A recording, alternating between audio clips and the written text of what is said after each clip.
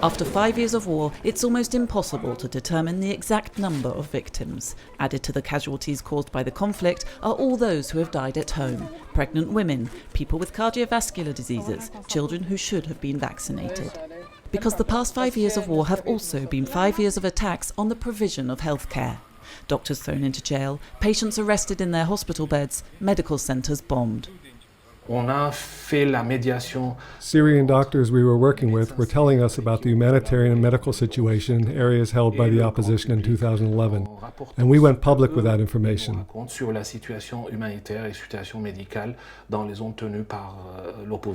These doctors were already saying back then how difficult it was for them to treat patients injured during demonstrations, and how they had to do it in secret. Et d'une façon clandestine pour pouvoir soigner des patients qui avaient été blessés lors des manifestations. Having failed to obtain authorization from the government to work in the country, MSF teams opened in 2012 6 hospitals and 5 outpatient health centres in areas controlled by opposition groups. And in places MSF couldn't access, it set up a support network for Syrian doctors, providing them with drugs and medical supplies.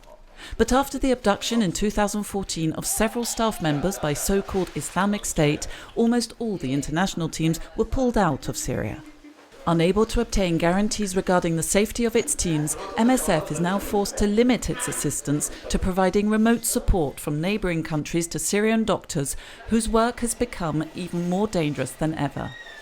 La situation s'est encore une fois dégradée en 2015. The situation deteriorated further in 2015 and during the first 3 months of 2016, after the Russian and Syrian air forces stepped up their bombing raids in October 2015. So the health situation is even more dire than before. La situation sanitaire est encore plus catastrophique qu'avant. According to our information, 63 hospitals were partially or totally destroyed in 2015, mostly in airstrikes carried out by Syrian coalition planes. Given how impossible it's become to deliver medical aid, many doctors have fled the country, especially the Idlib and Aleppo regions that are the target of particularly heavy bombing. We were risking our lives, and we knew they could attack us at any moment. Many of my doctor friends who used to work with me in Aleppo have been killed. The situation is even worse in towns under siege like Madaya.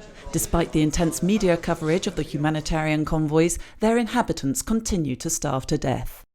It's estimated that as many as 1.5 to 2 million people are living in areas besieged either by the government or opposition groups.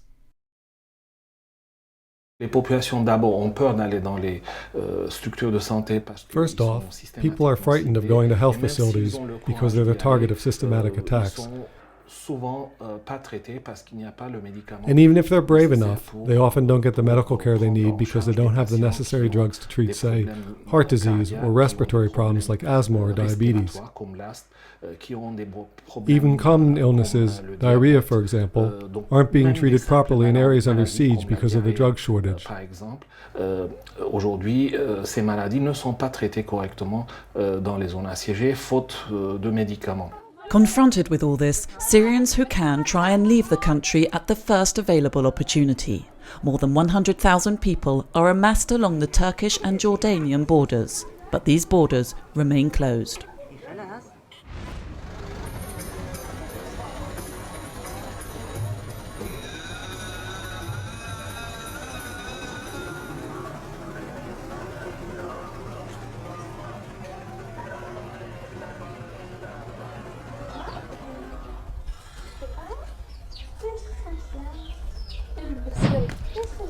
2/3 of Syrian refugees in Jordan subsist below the poverty line. Their only source of income is often poorly paid, undeclared work that barely covers the cost of food and rent. Medical care and children's education aren't the main concern. This family arrived in Jordan in November 2012. Just one of their children attends school. As Ma and Halil haven't gone to school yet because we constantly have to move from one house to another. And there was no space for them in school. The school is overcrowded. Every day they go outside and play in the street with a ball for an hour or so. This is their daily life, their daily routine.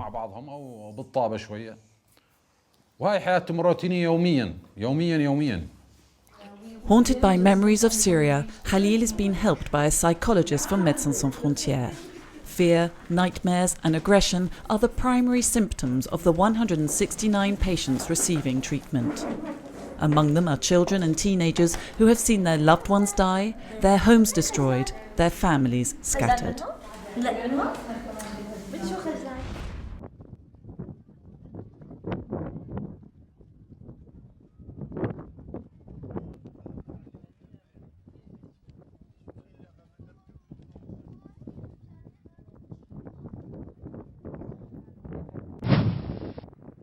These people still have far to go to find a country where they'll be able to settle. But for now, their journey is halted by the barbed wire facing them in Idomeni. The European countries, they have to take their responsibilities and to perhaps for the first time since 1 year to take a common decision in order to solve the situation and to find really clear options for the refugees. Now only Syrians and Iraqis are officially allowed to cross the border. But the Macedonian authorities let in just a few hundred people a day, leaving the others in a state of exhaustion to wait it out in appalling conditions. In its medical centre there, Médicos Sem Fronteiras teams are tending to people who are increasingly exhausted and increasingly vulnerable. She told us her foot has been like this since she walked through Turkey in the snow for a week. They had a piece of paper with them, a health card describing the first medical consultation she had with our MSF colleagues on the island of Samos. 34,000 people are trapped in Greece, yet the country can accommodate only 3,000.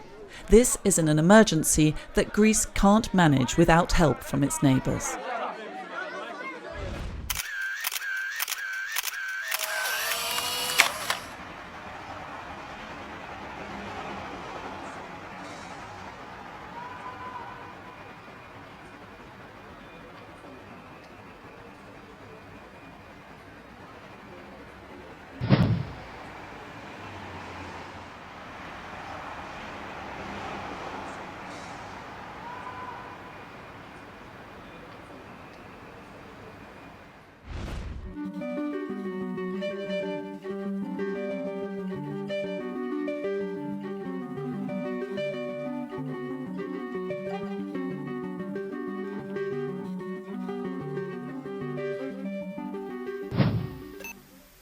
"21-year-old Mo goes first. When the revolution began in March 2011, he posted his support on Facebook and quickly ended up in prison. Then it's 27-year-old Abaida's turn. After being wounded by a shell in his home in Idlib in 2013, he decided to leave Syria. Salim is last. Aged 32, she has 2 children. In 2011, her husband was arrested and tortured to death for taking part in anti-regime protests. Her village is bombed frequently. Mo's turn. After a year in prison, he's finally released and immediately gets on a plane to Egypt. But the casual work he finds is barely enough to cover the rent for the room he sleeps in. Now in Turkey, Abaida's going to attempt the crossing from Izmir to Greece. He pays $850 to board a small inflatable boat that has 43 other passengers. There's no room for discussion. The smuggler is armed. Salim flees from the bombing and enters Turkey, where she too decides to take her 2 children across the Aegean Sea. They land on the island of Lesbos. But while at sea, Salim loses the drugs she needs to take every day to treat her heart condition. Mo, in Egypt, sees trying his luck in Europe as the only way to make a decent life for himself. He gets to Libya and, along with 45 other people, he boards a wooden fishing vessel. Obaida is less than an hour away from the Turkish coast when a boat approaches. The Coast Guard? No, a group of men dressed in black who destroy the boat's engine before taking off again. Salim takes the ferry from Lesbos to Athens and then travels through Macedonia and Serbia to Hungary. While waiting for a train to Vienna, someone steals her phone and €200. But she has no choice. They have to keep going. Mo arrives in Italy and is met by the police. After a month in prison, the authorities force him to apply for asylum before letting him go in a field in the middle of nowhere. Obaida's boat starts taking in water. Panicked, the passengers transmit their GPS coordinates to the Greek Coast Guard. But they're still in Turkish waters, so it's the Turks who turn up and take them back to where they'd left from. Obaida spends 10 days in a detention centre before being released with a document that gives him 1 month to leave the country. Salim arrives in Calais, where doctors give her the medication she needs to treat her heart condition. While waiting to be able to join her father in the UK, she and her children live in a tent in the jungle camp. Released, Mo leaves Italy for France and then Germany, where he can apply for asylum without being deported back to Italy. He lives in a camp while waiting for the response to his application, but he's not allowed to work. Obaida decides to try his luck again and pays $1,000 for another crossing. But yet again he fails. His boat is intercepted by the Turkish police. He manages to escape and returns in despair to Idlib in Syria. Mo, Obaida and Salim are just 3 of the 4,600,000 refugees forced to flee Syria since the beginning of the war. In January 2016 alone, 368 migrants died at sea. But as the country becomes even more mired in conflict, taking to the road is for many the only choice, however arduous it may be.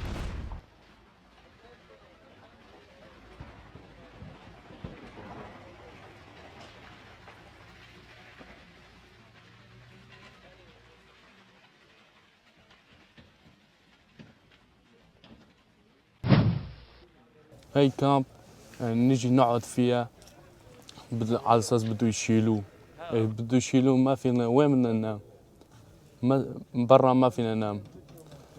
هلا يعني أقل شيء بدنا نروح على أساس قطعنا هي كل شيء مشان نروح على بريطانيا. بريطانيا قريبة منا وما بياخدونا 45 كيلومتر وما بياخدونا. يعني بيشوفونا بيجوا لعنا وما بياخدونا. هون مثل حيوانات نحن. يعني أنا بدي أروح على بريطانيا بدي أشوف حياتي من جديد.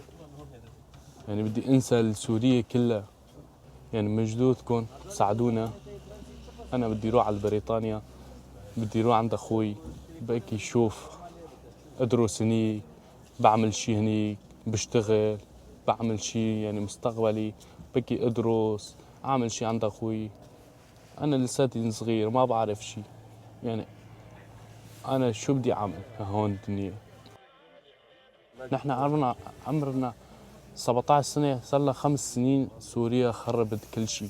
يعني ما في مدرسة ما في شيء يعني ما شفنا شيء.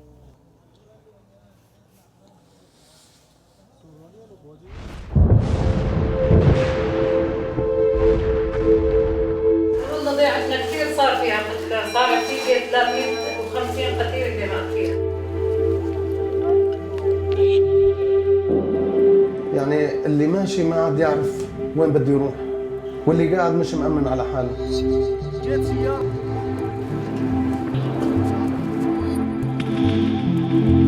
حالات انعدام الأمان والعدالة والاستقرار الإنسان يضطر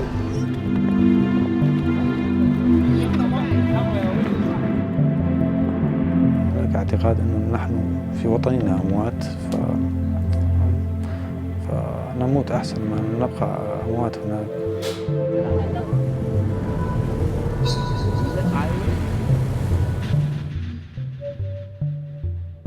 مشينا بهالبحر شوي وبنغرق شوي بنغرق. لما طلعنا بالسفينة تبع الانقاذ كأنه انولدنا من جديد. سوريا من سماهون، ما بتروح من بالي سوريا.